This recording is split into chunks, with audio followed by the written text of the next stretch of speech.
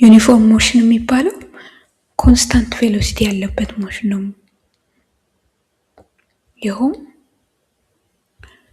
ስፒዳችን ሳይቀየር ኮንስታንት ስፒድ ላይ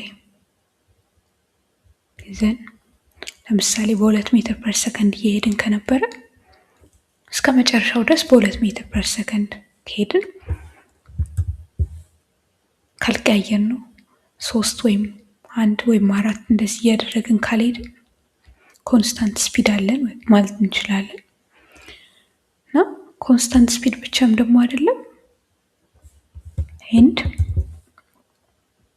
ሁለቱም ያስፈልጋሉ ዩኒፎርም ለመባል ኤንድ ስትሬት ዳይሬክሽን ዋን ዳይሬክሽን ወይም ኖ ዳይሬክሽን ቼንጅ አቅጣጫ ሳይቀየር ማለት ነው። ለምሳሌ መኪና ብንወስድ መኪና ሁልጊዜ ወደ ኋላ የሚሄድ ነው የሚመስለው ብቻ ወደ ቀኝ የሚሄድ መኪና ብንወስድ በእያንዳንዱ ፍጥነቱ ሁልጊዜ 30 ሜትር ፐር ሰከንድ ቢሆን አቅጣጫ ሳይቀይር ፊቱን ሳያዞር ወደ ላይ ወደ ታች እንደዚህ ሳይል 30 ሜትር ፐር ሰከንድ እንዳለ ከቀጠለ ይሄ ሞሽን ዩኒፎርም ሞሽን ይባላል። ቬሎሲቲው ስላልተቀየረ ማለት ነው። ቬሎሲቲው አንድ ወጥ ስለሆነ ማለት ነው። ቬሎሲቲው አንድ ወጥ ከሆነ ደግሞ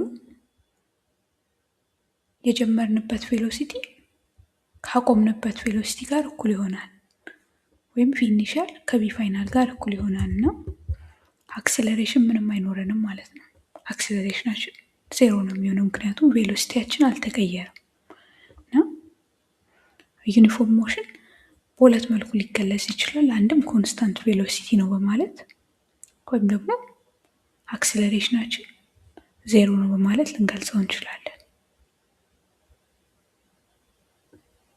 ኖ acceleration equals to 0